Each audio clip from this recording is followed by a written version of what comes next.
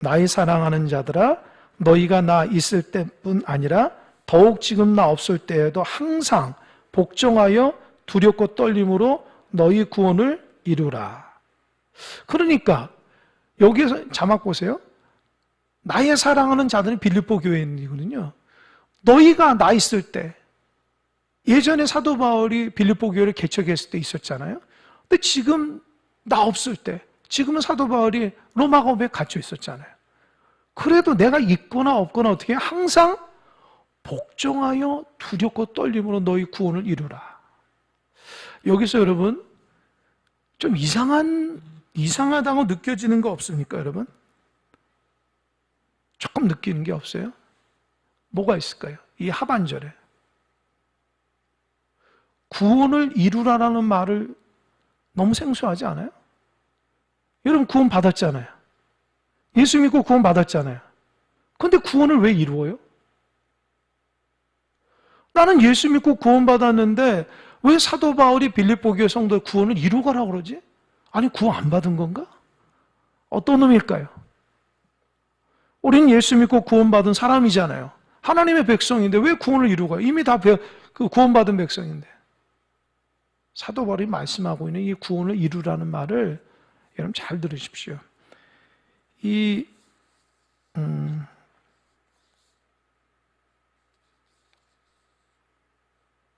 네, 잠깐만요. 됐습니다. 이 구원을 이루라는 말에서 이 이루라라는 말이 헬라어로 어떻게 써있냐면 카테르 가조마이라는 뜻이에요. 카테르 가조마이. 모르셔도 됩니다. 일단은 헬라어가 이루라라는 말은 이게 무슨 말이냐면은 없던 구원을 새로 만들라는 뜻이 아니라 없던 구원을 새로 만들라는 것이 아니라 이미 주어진 그 구원을 완성해 가라. 그 말이 뭐예요? 성숙해 가라. 열매 맺으라는 거예요. 그러니까 여기에서 너희가 항상 복종하여 두렵고 떨림으로 너희 구원을 이루가라는 것은 너희 구원이 더 성숙해지고 더 열매가 넘쳐날 수 있는 그런 신앙인이 되라는 거예요. 왜요? 우리는 구원받은 존재이지만 늘 불안하거든요. 언제든지 죄를 짓죠. 그러니까 죄를 지니까 우리가 예수 믿으면서도 우리가 죄된 모습으로 살아가니까 성장이 안 되는 거예요. 그러니까 사도 바울이 빌립보 교회를 세웠을 때 얼마나 은혜롭게 세웠어요. 그 교회가 복음 받은 게 너무 고마우니까 사도 바울이 그동안 전도 여행하면서 로마 감옥에 갇혔을 때도 헌금을 하고 뭡니까? 물질도 얻고 오직 했으면 사도 바울이 로마 감옥에 갇혔을 때 에바브로디도를 보내서 섬겼다고요. 다른 교회보다 아주 열심히 있는 교회였거든요. 근데 그 교회도 교회 안에 문제가 있었다는 거예요. 그러니까 교회 안에 문제가 있을 때에 사도 바울이 첫 번째 꺼내는 게 뭐냐? 주님의 마음으로 성숙해 가라는 거예요. 성숙해. 너희들 다 구원받은 게 아니라는 거예요. 예수 믿고 구원받았으면은 점점 더 열매 있고 성숙해 가고 하나님 보시기에 완성해 가는 그런 신앙인의 삶을 살라는 거예요. 그러니까 여러분, 저와 여러분은 완벽한 사람들이 아니에요. 그러니까 계속해서 주님 앞에 갈 때까지 성숙함을 이루어 가야 된다는 거예요. 그러니까 우리의 미성숙한 부분이 많다라는 거죠. 그러니까 사도 바울이 그런 거예요. 구원을 이루어 가라는 거예요. 근데 구원을 이루어 가라 할 때 어떻게 하라는 거예요? 12절 자막 한번 다시 볼까요? 항상 복종하여 두렵고 떨림으로 하라는 거예요. 항상 복종이에요. 복종이 누구예요? 사람한테 하는 게 아니라 하나님께 복종해서 두렵고 떨림. 뭐가 두려운 거예요? 뭐가 두려운 거예요? 하나님이 벌 줄까봐, 하나님 심판 줄까봐 그런 두려움이 아니라 여기서 말하고 있는 두렵고 떨림은 하나님이 거룩하시니까. 너 하나님 거룩한데 너 죄 지면 되겠니? 하나님은 거룩한, 교회 안에 계시는 그 하나님은 거룩한데 죄를 지면 되겠니? 지금 이런 말이에요. 그러니까 하나님 앞에 두렵고 떨리라는 거예요. 하나님은 죄하고 상관없으신 분이니 하나님은 거룩하시고 너희도 거룩하라 말씀하셨는데 우리가 계속해서 우리 안에 있는 죄를 마음에 담지 말고 그것을 하나님 앞에 두렵고 떨림으로 죄를 떨쳐버려서 하나님이 원하시는 구원의 열매를 이루어 가라는 거예요. 또 한 가지는 겸손이에요. 우리는 다 알지 못하기 때문에, 우리는 부족한 존재이기 때문에 하나님 우리 한계를 안다는 거죠. 그 한계를 아신 하나님께서 어떻게 우리에게 은혜를 베푼데, 우리 자신도 하나님께 완벽하지 않기 때문에 하나님께 어떻게 해요? 하나님, 주님 은혜를 주십시오. 여기서 느끼는 게 뭐냐? 신앙인이 자기가 완벽하다고 생각하면 항상 넘어지게 돼 있어요. 자기는 부족하고 연약하다고 느끼고 항상 두렵고 떨리는 마음으로 내 신앙의 아름다운 열매를 맺기 위해서 노력해야 돼요. 하나님 앞에 그런 작업들이 없으면 신앙의 성장이 안 되는 거예요. 열매가 안 생기는 거예요. 열매가 안 생겨요. 여러분, 어떤 나무는 그 나무가 어떤 나무인가는 뭘 보고 알아요? 열매를 보고 안다는 거예요. 주님의 말씀이에요. 저 나무가 사가면 사가 열매를 맺어야 돼요. 배면은 배를 맺어야 돼요. 그죠? 그거를 보고 저 나무는 어떤 나무인가를 알 수 있다는 거예요. 그러니까 하나님이 우리를 보면서 너는 어떤 열매를 맺고 있니? 그 열매를 보면서 하나님이 우리를 판단하신다는 거예요. 그러니까 우리가 가져야 될 가장 중요한 것은 열매 맺는 거예요. 그러니까 사도 바울은 빌립보 교회 성도들에게 감옥에 있으면서도 야, 교회 하나 되기 위해서 너희들은 열매 있어야 돼. 열매를 맺어. 지금 그 얘기하는 거예요. 근데 그 열매를 맺어가는 과정을 아주 기가 막히게 13절에, 이 13절은 대단히 신학적으로 중요한 구절입니다. 13절 한번 읽어볼까요? 너희 안에서 행하시는 이는 하나님이시니 자기의 기쁘신 뜻을 위하여 너희의 소원을 두고 행하게 하시나니. 여러분, 아까 전에 12절에서는 너희 구원을 이루라고 그랬잖아요. 그죠? 저 좀 보세요. 너희 구원을 이루라고 그랬잖아요. 그럼 너가 이루 가라는 거 아닙니까? 그죠? 너가 주체가 돼서 이루 가라고 그러는데 13절에는 말이 달라요. 자막 13절 한번 보세요. 띄워주세요, 자막. 너희 안에서 행하시는 이는 누구예요? 그 너가 구원을 이루는 게 아니라 사실은 너희 안에 계신 하나님이 계신다는 거예요. 그 하나님이 어떻게 해요? 자기의 기쁘신, 여기서 자기가 누굴까요? 사람일까요? 하나님일까요? 그렇죠. 여러분 똑똑해졌어요. 하도 질문은 제가 여러 번 하니까.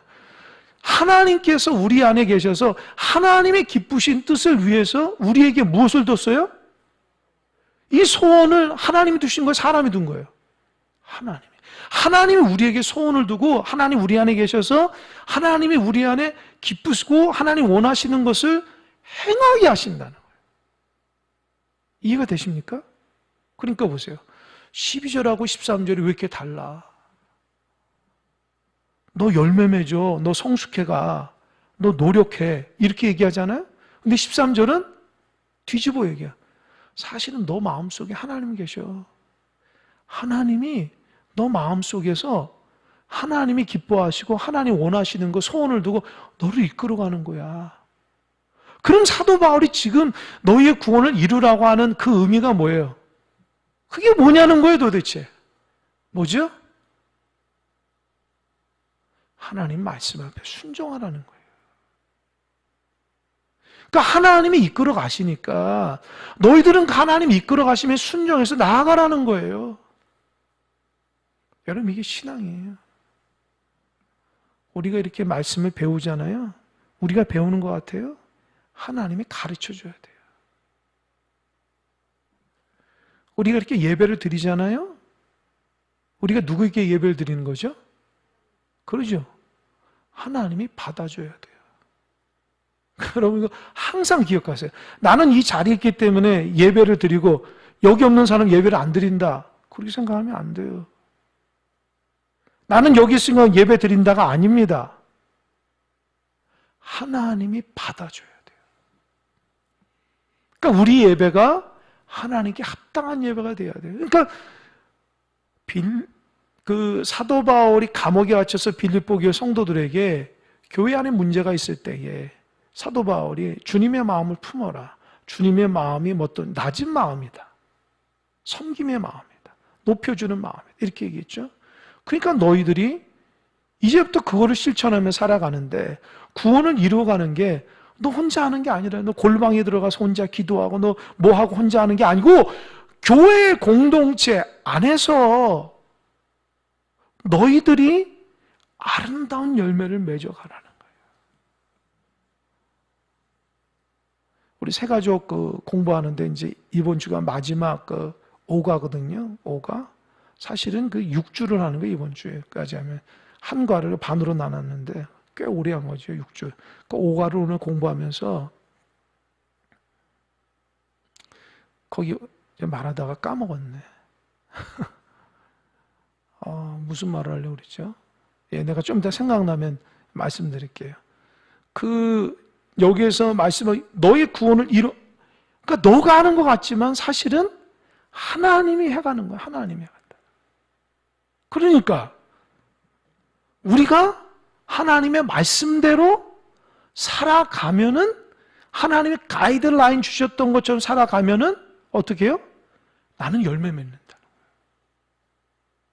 그러니까 여러분들이 하나님의 말씀대로 그대로 순종하며 살아가야 돼요. 왜 성경에서 그렇게 순종하라 말이 있을까요? 여러분 순종은요 어떻게 하는 거예요? 내 의지를 꺾어버려야 되거든요. 내 의지를 꺾고 하나님의 뜻대로 해야 된다. 그러니까 내 의지를 꺾는 게 쉬운 게 아니거든요.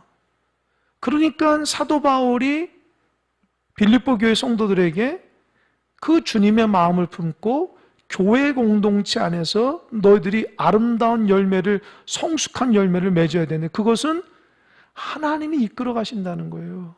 이해되셨습니까? 제가 늘 얘기하지만 교회의 주인이 누구죠? 그래요. 담임 목사도 아니고 여러분도 아니고 하나님이세요. 교회 주인은. 그러니까 주인 노릇하면 큰일 나는 거죠. 하나님께서 주인이거든요. 그러니까 사도 바울이 뭐라고 그랬어요? 교회 안에 있는 성도들에게 어떻게 해요? 너 구원 이루고 가. 너 열매 맺어. 근데 하나님은 너희를 통해서 열매 맺게 하신다는 하나님. 그런 의지가 있고 그것을 기뻐하고 하나님 그걸 소원을 둔다는 거예요. 그러니까 저와 여러분이 성숙한 열매가 없으면 안 돼요. 그게 하나님의 소원이 우리를 향해. 하나님 우리를 보면서 기뻐하는 게 뭘까요? 야, 나는 너가 아주 구원을 이루어가는 성숙한 사람이 됐으면 좋겠다. 열매가 좀 주렁주렁 매달려서 하나님 볼 때도 탐스럽다 나. 나는 너가 그런 사람 됐으면 좋겠다. 그렇게 하는 것은 사실은 내가 하는 것이 아니라 하나님 우리에게 소원을 더 우리를 이끌어 가시는, 그러니까 우리는 이끌어 가시는 그 하나님께 순종만 하면 되는 거예요. 그러니까 여러분 순종 잘 하시기 바랍니다. 그러면 어느 순간 열매가 주렁주렁 매달립니다. 반대로 순종하지 않으면 열매가 없으니까 그렇게 아셔야 돼요. 내가 수년 동안 신앙생활을 해도 왜 나는 신앙적 열매가 이렇게 부족할까? 왜 없을까? 비교하면서 그럴 때가 있잖아요. 그 왜 그러냐면은 하나님께 순종하지 않아서 그래요. 하나님께서 우리 마음속에 이거를 원하시는데 우리는 그걸 못하는 거예요. 자아가 너무 강하고 그러니까 내 마음대로 하고 싶은 때가 너무 많은 거죠. 그러면서 오늘 14절 한번 읽어볼까요? 14절 나같이 14절 시작. 모든 일을 원망과 시비가 없이 하라. 제가 이 14절을 보면서 왜 갑자기 사도 바울이 원망과 시비라는 말을 썼을까? 그렇잖아요. 그냥 주님의 마음 품고 이렇게 살아가면 되는데 14절에서 원망과 시비가 뭘까? 여러분 뭘 것 같아요? 왜 사도 바울이 그렇게 했을까? 제가 오늘 여러 책을 보면서 이 원망과 시비에 대해서 이렇게 쫙 찾아봤더니만 해답을 찾았습니다. 잘 들으세요. 첫 번째로는 이 원망과 시비라는 말이 뭐냐? 여러분 원망이라는 말은 헬라어로 그냥 여러분 내가 헬라어를 얘기하면 제가 헬라어를 잘하는 게 아니고 원어에 대한 뜻을 얘기하려고 여러분께 얘기하는 거예요. 이게 헬라어로 뭐라냐면 공기스모스라는 단어인데 이게 뭐냐면은 여러분 이스라엘 백성이 가데스 바냐에서 40일 동안 정탐하고 돌아와서 불평불만했잖아요. 그죠? 그래서 죽었잖아요. 그죠? 이 광야 시절에 이스라엘 백성이 하나님과 그 정탐을 보냈던 지도자 모세를 향해서 뒤에서 투덜거리고 불평함으로 했던 태도가 원망이라는 태도예요. 원망이라는 단어예요. 공기스모스가. 그러니까 사도 바울이 헬라어 공기스모스라는 단어를 딱 쓸 때에 구약의 가데스바냐에서 불평불만함으로 죽어갔던 사람들의 그 얘기를 그대로 쓰는 거예요. 그래서 원망이란 단어는 사람 앞에서는 하지 못하고 뒤에서 불평하는 것을 의미한다고 합니다. 이제 두 번째 10이라는 말은 이 원어로는 디알로그 기스모스라는 단어인데 이게 뭐냐면 자기 주장만 옳다고 우기며 타인을 비판하고 논쟁하는 태도가 10이라는 거예요. 우리 그러잖아요. 시비 건다. 우리가 보통 얘기하잖아요. 이 10이라는 뜻은 자기 주장만 옳다고 우기며 타인을 비판하고 논쟁하는 태도라는 거예요. 근데 사도 바울이 갑자기 원망과 시비라는 단어를 썼을까? 이게 사실은 뒤쪽에 나오는 이야기인데 이 뒤쪽에 한번 볼까요? 4장 3절, 4장 2절 한번 볼까요? 자막 됩니까? 4장 2절. 네, 한번 읽어보겠습니다. 시작. 내가 유오디아를 권하고 순두개를 권하노니 주 안에서 같은 마음을 품으라. 여기서 누가 나와요? 두 사람의 인물이 나와요. 누구예요? 유오디아와 순두개. 사도 바울이 직접적으로 이름을 썼어요. 여러분, 유오디아와 순두개가 여자일까요? 남자일까요? 여자일까요? 남자일까요? 맞춰보세요. 그냥 맞춰보세요. 여자예요, 여자. 유오디아와 순두개는 여자인데 그 빌립보 교회 아주 리더급에 있는 여자들입니다. 이 두 분이 어떤 일이 있었냐? 다툰 거예요. 그래서 어떻게 했어요? 교회에 굉장히 혼란이 있는 거예요. 그러니까 사도 바울이 서신을 쓸 때 원래 그 이름을 잘 공개하지 않는데 이름을 딱 유오디아 순두개라고 딱 공개를 했어요. 근데 이게 어떻게 하냐? 에바브로디도라는 사람이 빌립보에서 파견을 했잖아요. 파견했을 때 에바브로디도가 사도 바울을 섬기면서 사도 바울에게 지금 빌립보 교회 상황을 얘기하는 거예요. 유오디아 순두개라는 두 여인이 그 두 여인이 다툼으로 인해서 교회에 아주 어려움이 있고 더 나아가서 유오디아에 있는 사람들과 순두개에 있는 사람들이 파가 형성됐다는 거예요. 그 말을 듣고 사도 바울이 유오디아와 순두개에게 같은 마음을 품으라고 얘기합니다. 여러분, 유오디아라는 말이 뭔지 아세요? 유오디아? 따라해보세요. 향기. 이름이 향기예요. 얼마나 좋아요. 두 번째, 순두개의 이름은 행운이에요. 행운. 그러니까 이 두 사람은 원래부터는 아주 신실한 사람이었어요. 여러분, 빌립보가 언제 세워진지 사도행전 몇 장에 나온지 아십니까? 16장에 나와요. 사도 바울이 아시아로 가려다가 성령이 탁 맞고 유럽으로 가라는데 유럽의 첩성인 빌립보에 간 거예요. 그거는 성령께서 직접 가게 했거든요. 그 사도 바울이 빌립보 가가지고 가장 먼저 한 게 뭐예요? 강가에 있는 여인들에게 거기 가서 기도를 하러 갔다가 강가에 있는 여인들에게 복음을 전했는데 그 여인 중에서 복음을 받은 여인이 자주 옷감 장사 누구죠? 루디아라는 여인이에요. 루디아.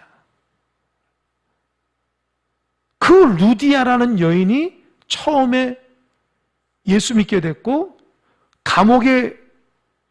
점치는 그 여인이 귀신 들려서 쫓겨냈더니만 사도 바울이 어떻게 해요? 감옥에 갔죠? 그래서 그 귀신 들린 여인 고쳐준 거. 세 번째로는 그래서 감옥에 가가지고 간수를 전도했는데 그 간수 가정.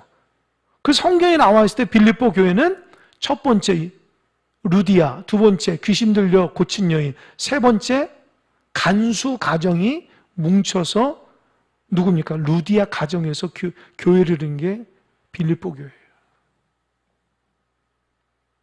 그렇게 해서 감동적으로 생겼다. 근데 세월이 지나서 교회가 커졌더니만 루디아가 나이가 들어서 그 뒷세대인 누가 되냐? 여인 중에서 유오디아와 순두계라는 여인이 교회 리더급이 된 거예요. 이 사람들이 굉장히 신실했거든요. 근데 다퉜어요. 어떤 문제인지 몰라요. 그런데 그 문제가 일반 성도가 아니라 리더에 이었기 때문에 교회 안에 파가 형성이 됐다는 거예요. 그러니까 사도 바울이 그걸 듣고 편지를 보내는 거예요. 실명을 유오디아 순두계 주님에서 같은 마음을 품으라. 딱 정확히 얘기합니다. 근데 여러분 어떤 문제냐면 제가 주석을 보니까 그들의 신앙적인 문제는 아니었다는 거예요. 그러니까 예를 든다면 그들이 어떤 일을 할 때 사역의 방식이 차이가 있었다는 거예요. 그러니까 예를 들어서 우리도 뭐 MBTI라고 그러나요?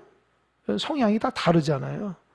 근데 유오디아 순두계는 되게 열정적인 사람이었던 것 같아요. 그런데 그 열정적인 사람이 하나님 일을 하기 위해서 시너지 있게 해야 되는데 그 사역하는 방식이 다르니까 다툰 거예요. 또 한 가지는 주도권 다툼했다. 세 번째로는 더 나아 자존심 때리냈다.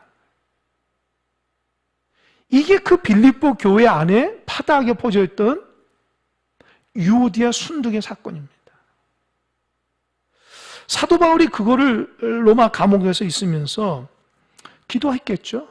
그래서 어떻게 그 아름다운 빌립보 교회를 세워나갈 수 있도록 해야 될까 하다가 제시한 게 뭐예요? 아까 말한 것처럼 주님의 마음을 품으라는 거예요.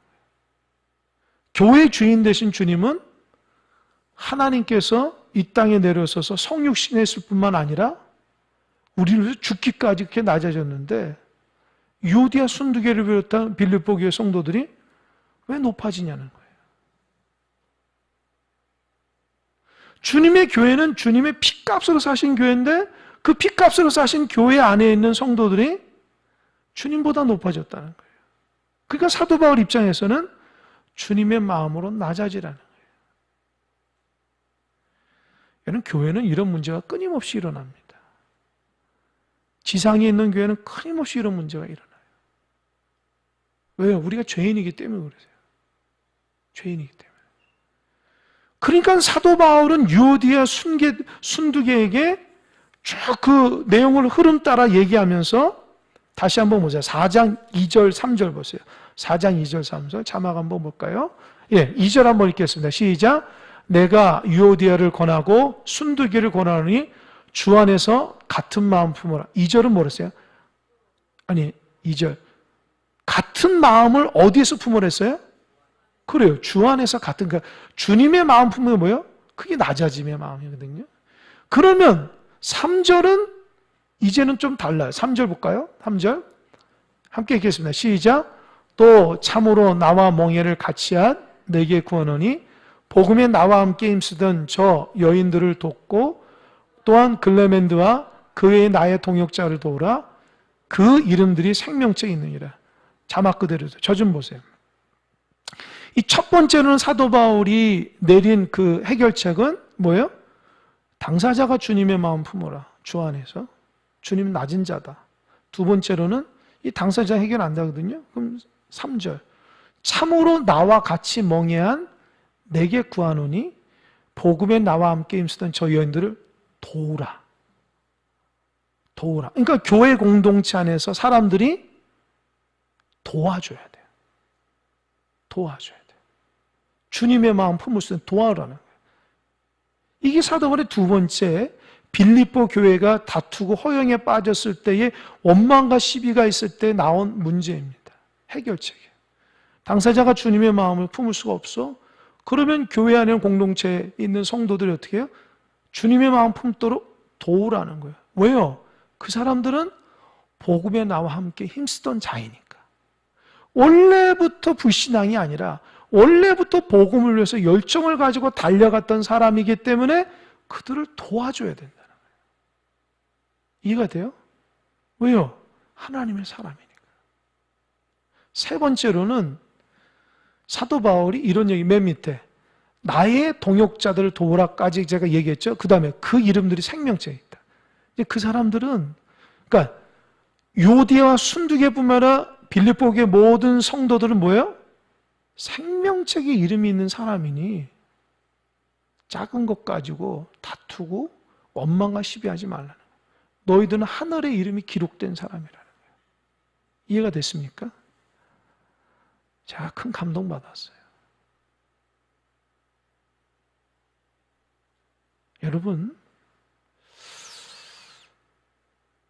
저도 그렇고 우리 성도들도 참 부족한 게 많거든요. 그죠? 근데 우리는 완벽한 사람이 아니잖아. 완벽한 눈으로 볼 수는 없죠. 허물투성이고 부족한 거죠. 그래도 우리가 목표하는 게 뭐예요? 핏값으로 사신 주님이 낮아져 십자가를 진 그 교회 안에서 어떻게 해야 돼요? 낮은 마음으로 살아가야 된다는 거예요.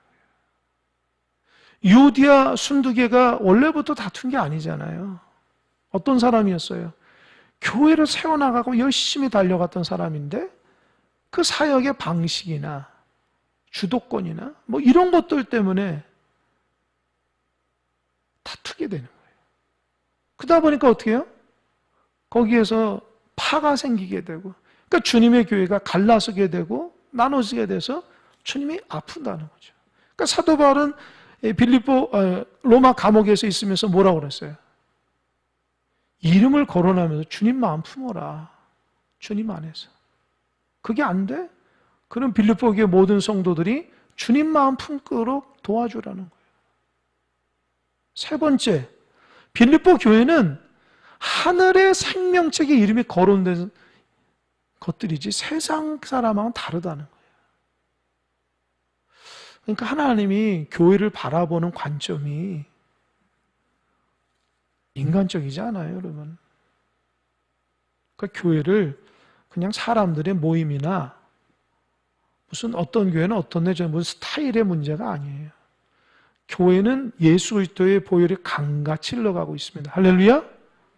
주님 십자가 연회가 강같이 흘러가고 있어요. 끊임없이 이 지상의 교회는 하나 되지 못하고 다투기도 하고 뭐 원망과 시비의 문제가 있죠. 그럼 어떻게 그래야 되겠어요?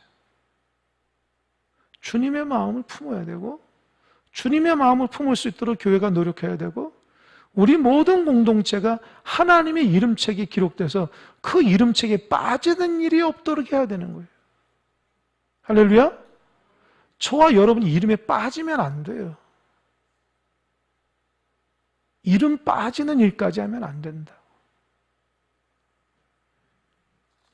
그럼 다시 볼까요?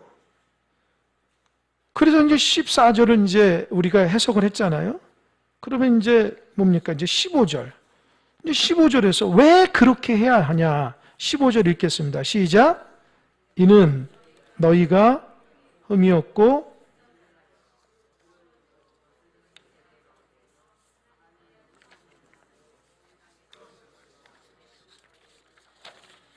예. 보세요. 사도 바울이 왜 원망과 시비가 없이 해야 되냐? 너희는 흠이 없고 순전 어그러지고 거스르는 세대 가운데서 하나님의 흠 없는 자녀로 세상에서 그들은 비시기 때문이다 그런 거예요. 그러니까 너희들은 세상 사람 다르다는 거예요. 너희들은 하나님이 너희들을 핏값으로 사신 귀한 존재들이고 세상에서 거스러지고 막 어그러지는 그런 세대 속에서도 교회는 하나님의 흠없는 자로서 빛이 빛나야 된다는 거예요. 할렐루야? 빛나야 돼요.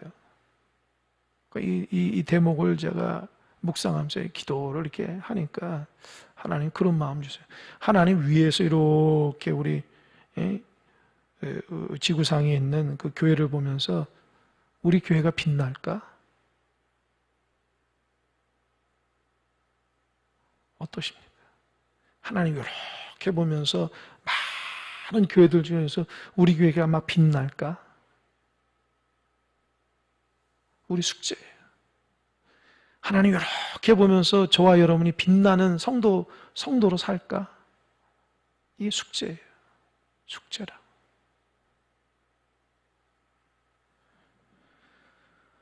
빛이 나야 된다는 거. 너희들은 세상 사람은 다르다. 세상적인 방법을 하지 말라는 거예요.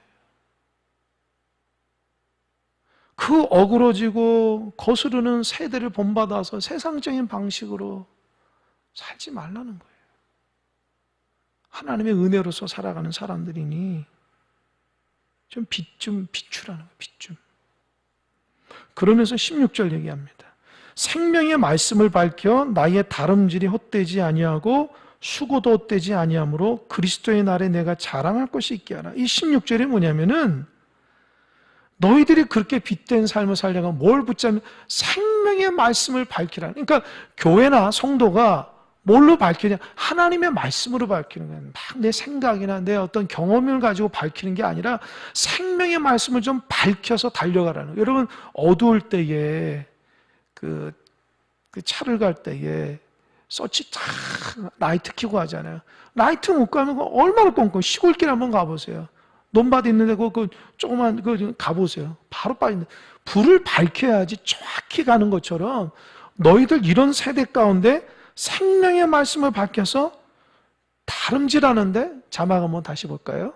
16절. 다름질하는데 헛되지 말아라. 그러니까 열심히 달려가는데 쓸데없는 다름질이고 열심히 수고했는데 아무 쓸모없는 것처럼 하지 말라는 거예요. 이해가 되십니까? 하나님 볼 때에 제대로 달려가고 하나님 볼 때 제대로 수고하라는 거예요. 그래서 자막 다시 한번 볼까요? 그리스도의 날에 내가 자랑할 것이 있게 하라. 이게 뭐냐면 사도 바울이 자막 됐습니다. 어떤 말이냐면 내가 나중에 천국 갈 때에 하나님이 나에게 너 빌립보 교회 세우느냐 참 너 고생했어. 그러면서 하나님 보세요. 주님께서 세우신, 나를 통해 세우신 이 빌립보 교회가 저렇게 아름답게 빛나고 있지 않나요? 하나님 저 너무너무 좋아요. 라고 하나님께 자랑할 수 있는 교회가 되라는 거예요. 여러분들이 나중에 하나님 앞에 천국 갔을 때 하나님 우리 큰사랑교회 이렇게 빛이 나요. 하나님 제가 수년 동안 집사로, 권사로, 장로로, 목사로, 성도로 섬겼는데 하나님 저렇게 빛납니다 라고 칭찬하고 하나님께 자랑할 수 있는 교회가 만들어져야 돼요. 할렐루야. 교회가 약해지고 교회가 갈라쓰고 교회가 온전치 못해서 막 부끄러워가지고 너 뭐 했냐? 너 목사로서 뭐 했고 너 장로로서 뭐 했고 권사로서 뭐 했어 너? 너 집사로서 뭐 한 거야? 그렇게 할 때 주님 앞에 책망받지 않고 주님의 교회를 빛을 이렇게 막 드러나서 막 뭡니까? 아름답게 세워서 칭찬받는 성도들과 교회가 되어야 돼요. 할렐루야? 그래요. 사람의 평가가 중요한 게 아니에요. 하나님 나중에 계산한다고요. 너 교회 빛났냐? 너 빛났냐? 그거 계산하는 거예요. 그러면서 17절에 18절이 제가 17절, 18절 읽으면서 눈물이 났어요. 제가 왜 눈물이 난지를 한번 읽어보겠습니다. 17절. 만일 너희 믿음의 재물과 섬김 위에 내가 나를 전제로 드릴지라도 나는 기뻐하고 너희 무리가 함께 기뻐하리니 이와 같이 너희도 기뻐하고 나와 함께 기뻐하라. 17절 보세요.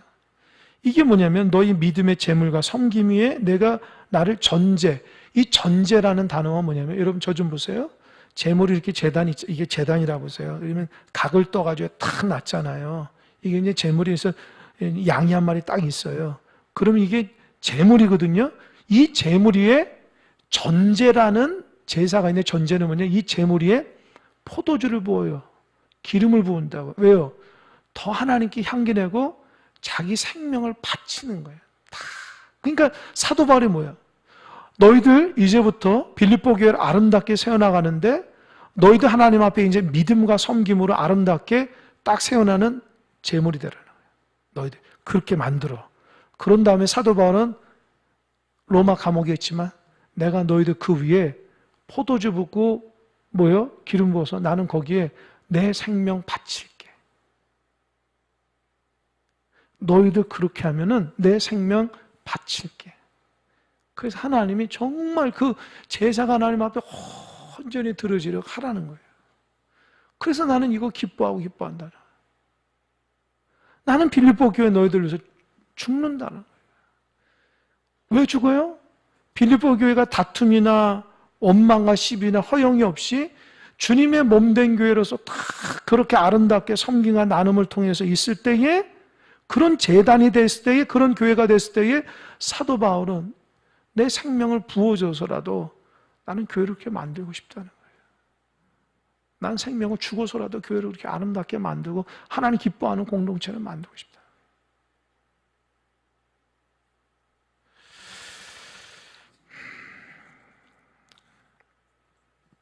여러분, 저와 여러분의 기쁨이 뭡니까? 저와 여러분이 어떤 기쁨이 있어요? 우리의 기쁨은 교회가 교회다워야 될 기쁨이 있는 거예요. 성도가 성도다워야지 기쁨이 있는 거예요.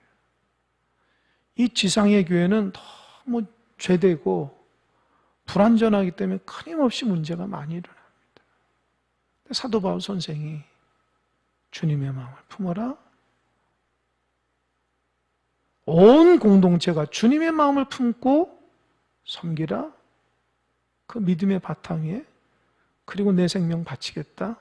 성도들이 한 사람 한 사람 교회를 위해서 생명을 바친 듯한 느낌으로, 그런 마음으로, 그게 우리의 기쁨이 되어야 돼요. 내 유익을 구하는 게 아니라, 내 편함을 구하는 게 아니라. 이 말씀 묵상하면서 제가 깨달은 한 가지, 참 내가 부족하구나. 두 번째, 우리 교회가 부족하구나. 세 번째, 주님의 마음을 품자. 네 번째, 우리는 생명에 기록된 사람이다. 하늘의 생명체, 이름 빠지지 말자. 할렐루야. 주님께서 우리를 돌보시고 있습니다. 세월이 지나서 우리가 다 죽어요. 죽으면 하나님께 갔을 때에, 그때 주님 물어본다. 너 뭐하고 왔냐? 너 큰 사람께서 뭐하고 왔냐? 그거 물으실 때에 하나님 앞에 빛된 삶을 살았습니다 라고 담대하게 말할 수 있는 저와 여러분 되시길 바랍니다. 할렐루야. 기도하겠습니다.